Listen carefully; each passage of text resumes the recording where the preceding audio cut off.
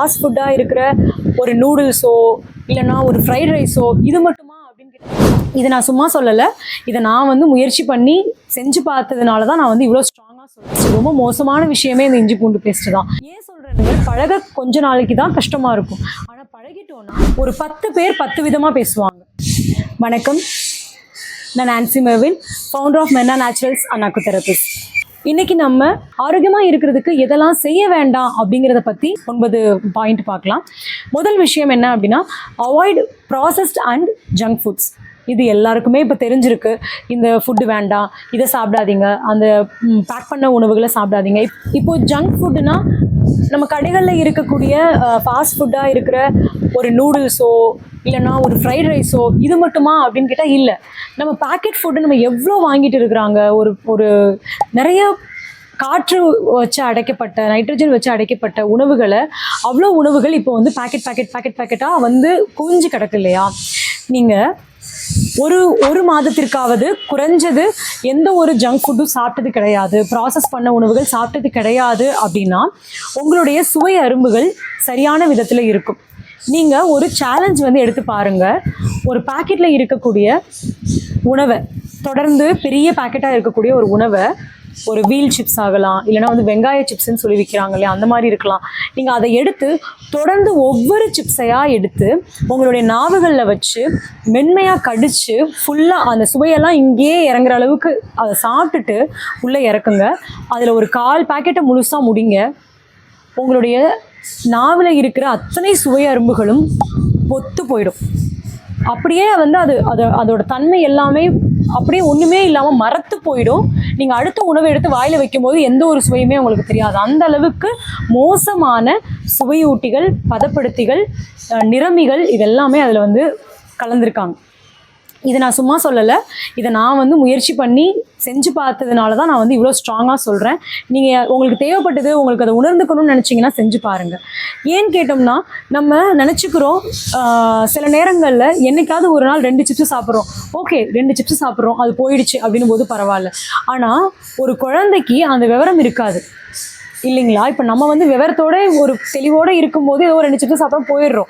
ஆனால் அந்த குழந்தைக்கு அது விவரமாகவே அது இல்லாத போது அந்த குழந்தை என்ன பண்ணும், அதை சாப்பிட்டுட்டே தான் இருக்கும். அந்த ஆசை வந்து அந்த ஸ்வீட் என்ஹான்சர்ஸ்ன்னு சொல்லக்கூடிய சுவையை அதிகப்படுத்தக்கூடிய சுவையூட்டிகள், அது என்ன பண்ணும், அந்த சுவையை அதிகப்படுத்துறதுனால குழந்தைங்க அது நல்லா இருக்குன்னு நினச்சி சாப்பிட்டே தானே இருப்பாங்க.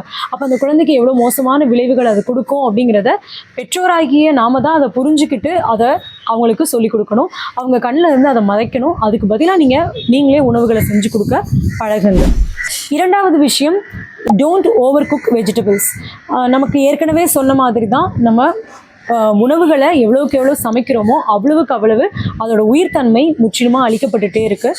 அதனால் முடிஞ்ச வரைக்கும் ரொம்ப அதிக அளவில் குக் பண்ணாமல் மேலோட்டமாக அதை குக் பண்ணுங்கள். மிளகுத்தூள், உப்பு அந்த மாதிரி மேலோட்டமாக போட்டு அது நல்லா அழகாக மேலோட்டமாக வதக்குனீங்கனாவே நிறைய காய்கறிகள் வந்து வெந்துடும்.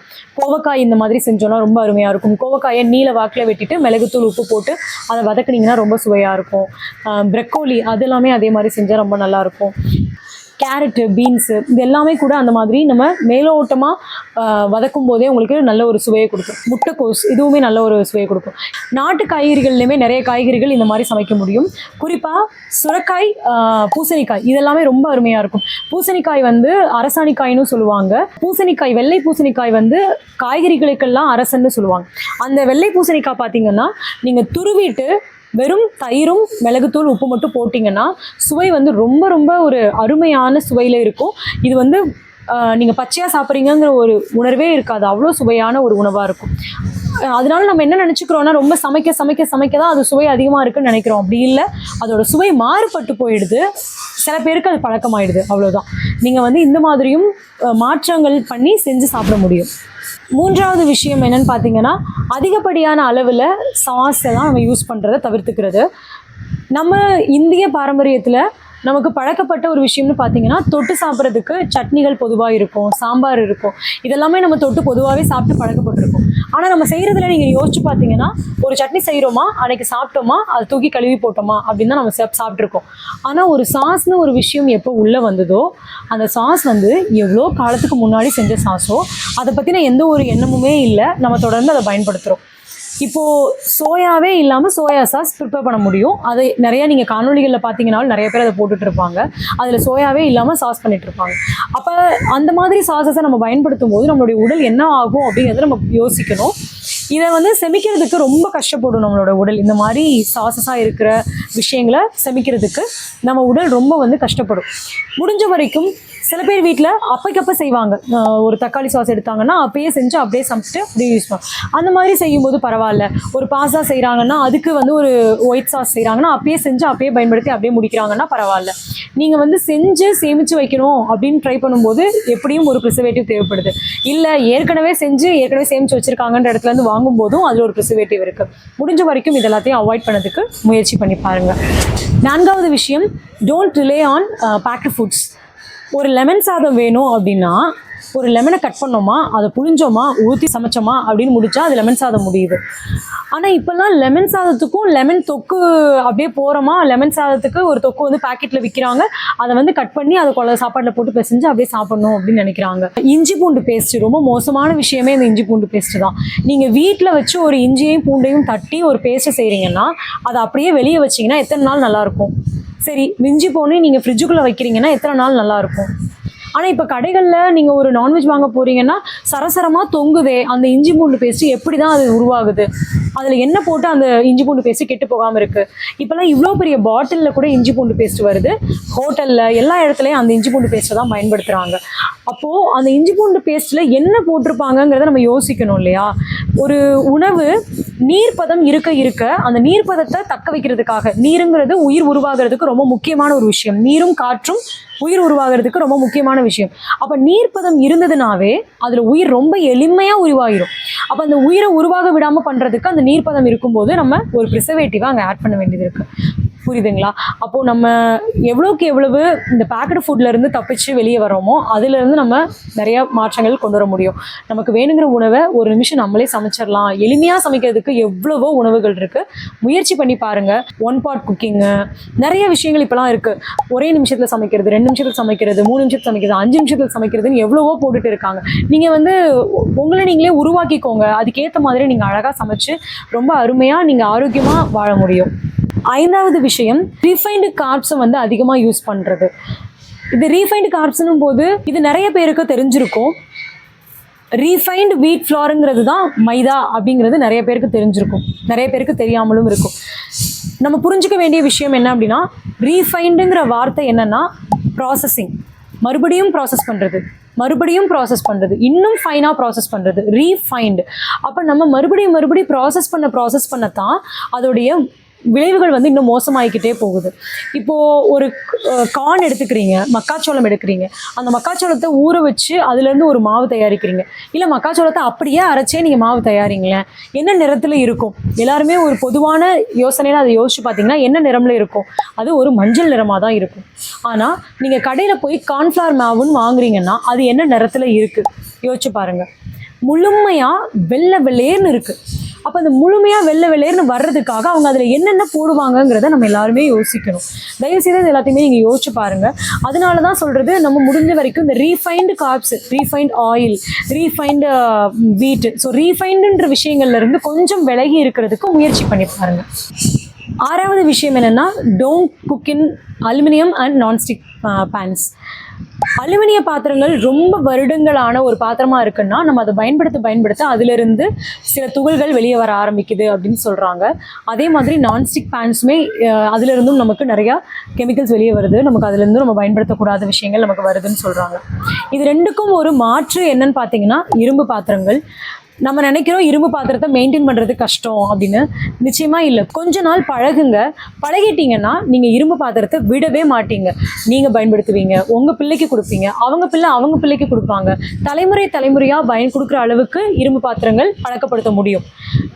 ஏன் சொல்கிறேன்னா, இரும்பு பாத்திரங்கள் பழக கொஞ்ச நாளைக்கு தான் கஷ்டமாக இருக்கும். ஆனால் பழகிட்டோன்னா நான்ஸ்டிக் பாத்திரத்தை விட ரொம்ப எளிமையாக அழகாக சுருண்டு வரும், அழகாக அப்படியே பிறண்டு வரும், ரொம்ப அருமையாக இருக்கும். நீங்கள் இரும்பு பாத்திரத்தில் பழக்கப்படுத்துறதுக்கு முயற்சி பண்ணுங்கள். குறைந்தது ஒரு வடைச்சட்டியாவது எல்லார் வீட்லேயும் இரும்பு பாத்திரத்தில் வைங்க.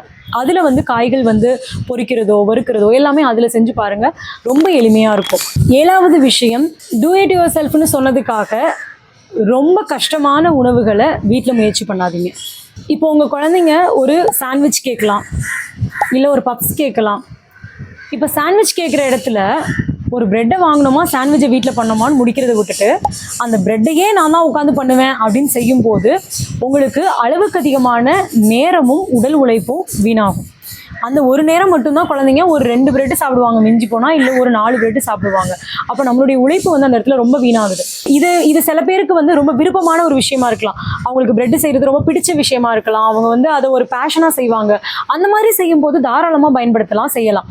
ஆனால் நான் வந்து வெளியே வாங்க மாட்டேன், நான் வந்து வீட்டில் தான் செய்வேன் அப்படின்னு பிடிவாதம் பண்ணிட்டு அது பிடிக்காத ஒரு வேலையை வம்பு பண்ணி நம்ம செய்யும்போது நமக்கு வீணாகிறது அந்த நேரம் மட்டும் இல்லை, நம்மளுடைய மன உழைப்பும் தான் அங்கே வீணாகுது, உடல் உழைப்பும் வீணாகுது. நேரம்ங்கிறது ரொம்ப முக்கியமான விஷயமா நான் எப்பயுமே யோசிப்பேன். அப்போ அந்த நேரம் வந்து அங்கே நிறைய செலவாகும் அப்படின்னு எனக்கு தோணும். அதனால தான் நான் வந்து இந்த பாயிண்ட்டை வந்து சொல்கிறேன். இதில் வந்து என்னைக்காவது ஒரு நாள், மாதத்தில் ஒரு நாள், 2 மாதத்துக்கு ஒரு நாள் வந்து ஒரு பப்ஸ் கேட்குறாங்கன்னா நம்ம வந்து கடையில் வாங்கி அதை 2ஆக கட் பண்ணி ஆளுக்கு ஒரு பீஸாக காலி பண்ணிட்டோம் அப்படின்னா அது வந்து அந்த நேரத்தோடு அது முடிஞ்சு போயிடும். நம்ம வீட்டில் செய்கிறோன்னு சொல்லி ரொம்ப நேரத்தை வீணாக்காமல் இந்த மாதிரி செஞ்சு பார்க்கலாம்.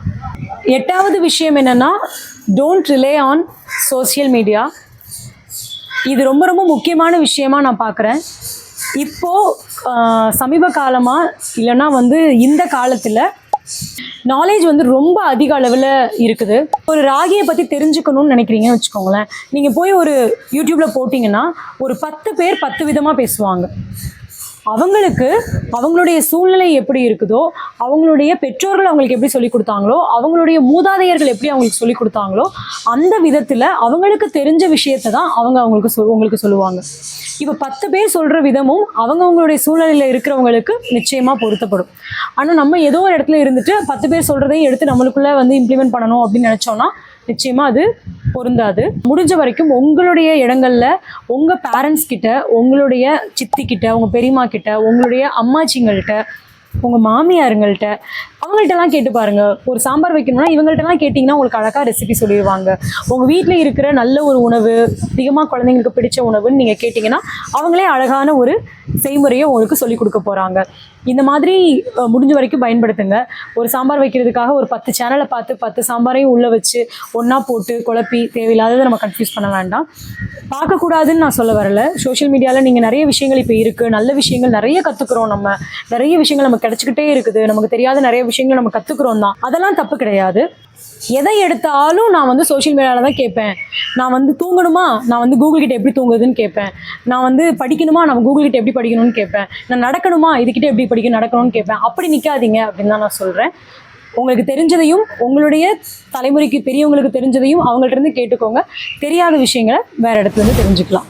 9வது விஷயம், டோன்ட் ரீயூஸ் குக்கிங் ஆயில்ஸ். இதுவுமே நம்ம ஏற்கனவே சொன்னது தான். நம்ம எண்ணெயை அதிக அளவில் நம்ம சூடு பண்ண நமக்கு ஒரு நல்ல விஷயங்கள் அது பண்ணுறது இல்லை. அதிகமாக அது பண்ண பேட் கொலஸ்ட்ராலாக அது மாறுது. அதனால் முடிஞ்ச வரைக்கும் எண்ணெயை அதிகமாக சூடு பண்ணாதீங்க, மறுபடியும் பயன்படுத்தாதீங்க. கொதிக்க வச்ச எண்ணெய்களை மறுபடியும் பயன்படுத்தாதீங்க.